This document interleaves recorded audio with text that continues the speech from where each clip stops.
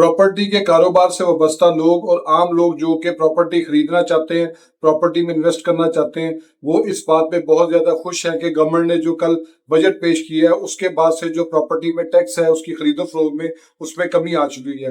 लेकिन मैं आज आपको इस वीडियो में बताऊंगा कि प्रॉपर्टी टैक्स में कोई कमी नहीं आई है और ये सिर्फ और सिर्फ एक फिगर्स का धोखा है। क्योंकि मैंने आज सुबह एक वीडियो बनाई थी जिसमें मैंने बताया था कि प्रॉपर्टी को खरीदते वक्त जो टैक्सेस है उसमें कमी की गई है। 5 करोड़ रुपए तक की प्रॉपर्टी के ऊपर जो बायर है, जो फाइलर है, वो सिर्फ और सिर्फ 1.5% जो है वो टैक्स देगा। और इससे पहले ये टैक्स जो था वो 3% था, यानी गवर्नमेंट ने 50% तक इसको कम कर दिया है। लेकिन इसमें जो है वो सेलिंग के टाइम पे जो टैक्स है उसकी क्या परसेंटेज है और उसको किस तरीके से उसी लेवल पे ले आई है गवर्नमेंट जो कि लास्ट ईयर तक था, यानी कि 3% बायर और 3% सेलर जो है उसको टैक्स देना पड़ता था, वो किस तरीके से दोबारा से वो फिगर वापस आ गए, ये सारी तफसीलात मैं आपको इस वीडियो में बताऊंगा। और ये वीडियो शुरू करने से पहले मैं आपसे रिक्वेस्ट करूंगा मेरे फेसबुक पेज को लाइक करें, यूट्यूब चैनल को सब्सक्राइब करें। दूसरा मेरी आपसे रिक्वेस्ट है कि अगर आपको मेरी वीडियो से कोई इल्म पहुंचता है, कोई आपका फायदा होता है, तो एक लाइक और एक कमेंट जरूर कर दिया करें, इससे मेरी हौसला अफजाई होती है। अब आ जाते हैं अपने टॉपिक की तरफ। ये आप अपनी स्क्रीन के ऊपर देख सकते हैं कि गवर्नमेंट ने जो प्रॉपर्टी है 5 करोड़ रुपए तक की अगर कोई शख्स सेल करता है तो उसको जो टैक्स है वो सेलिंग के टाइम पे 4.5% कर दिया गया है। यानी कि आज एक शख्स अगर प्रॉपर्टी खरीदता है और उसके बाद उसको जो टैक्स है वो प्रॉपर्टी खरीदते वक्त वो उसको 1.5% यानी 1.5% देना पड़ता है। लेकिन जैसे ही वो शख्स उस प्रॉपर्टी को बेचने जाएगा तो उसको 4.5% जो है वो टैक्स देना पड़ेगा। 4.5% और 1.5% वही 6% बनता है जो कि लास्ट ईयर का रेट था कि अगर कोई शख्स प्रॉपर्टी खरीदता है तो उसको 3% देना पड़ता है बतौर फाइलर, और अगर वो प्रॉपर्टी को बेचता है तो इसको 3% बतौर जो है वो सेलर देना पड़ता है। तो अब ये चीज तो सामने आ चुकी है कि गवर्नमेंट ने सिर्फ बर्डन को डिवाइड किया है और वो भी इस तरीके से किया है कि टेम्पररी तौर पे।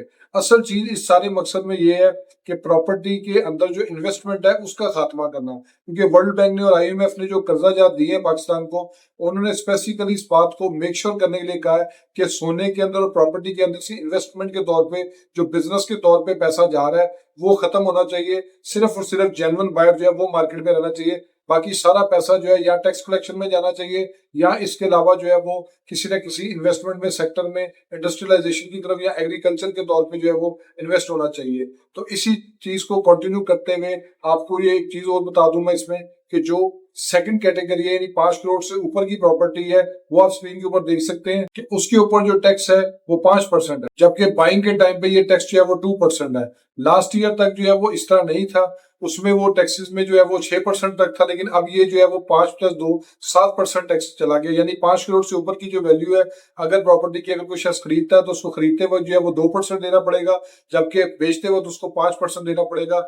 उसको नेट टोटल जो है वो 7% टैक्स देना पड़ेगा। जबकि लास्ट ईयर से कंपेरिजन करें तो इसमें भी कोई इतना खासा डिफरेंस नहीं है। ये बात भी उधर ही आके रुक गई है कि 7% जो है वो उसको टैक्स देना पड़ेगा टोटल। इसी तरह अगर कोई शख्स 10 करोड़ से ऊपर की वैल्यू पे जाता है तो उसको 5.5% जो है वो बेचते वक्त जो है वो टैक्स देना पड़ेगा, जबकि 2.5% उसको जो है वो खरीदते हुए देना पड़ेगा। तो बात फिर वहीं पे आ जाती है 8% पे कि उसको जो है वो टैक्स उसी हिसाब से देना पड़ रहा है जिस हिसाब से वो पहले टैक्स दे रहा था। तो ये सारी बातें हैं कि गवर्नमेंट ने सिर्फ जो टैक्स का बर्डन है वो विद रिस्पेक्ट टू परसेंटेज जो है सिर्फ और सिर्फ उसको डिवाइड किया है, और वो बर्डन जो है वो आज नहीं तो कल उसके ऊपर जाएगा।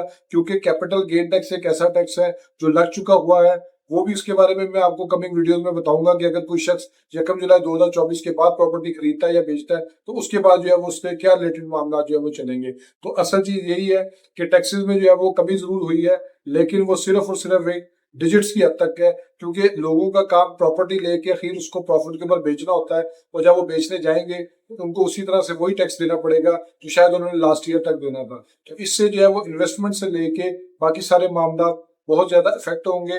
प्रॉपर्टी के सेक्टर की बहुत ज्यादा वीडियोस आती रही है, लोगों ने बनाई है, प्रॉपर्टी टैक्स में कमी होगी, real estate sector, real estate package, इसके नाम पे बहुत ज्यादा वीडियोस बनाई गई थी।